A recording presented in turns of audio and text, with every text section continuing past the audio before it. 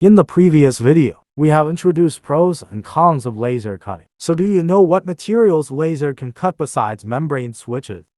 First, metal sheets. Laser cutting machines can cut a variety of metal materials, such as carbon steel, stainless steel, alloy steel, aluminum and aluminum alloys. Therefore, laser is used for cutting metal parts, such as engines, valves, crankshafts, mufflers, wheels. In the automobile manufacturing process, laser also makes fine circuit boards and cuts corresponding materials quickly and accurately.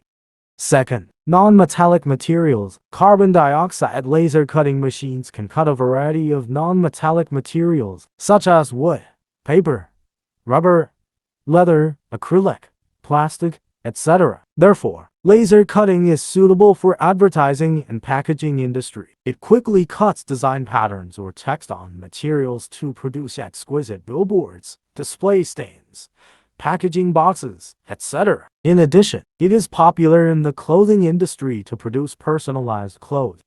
JRPanel has rich experience in membrane switches and graphic overlays manufacturing. Don't hesitate to contact us if you need something.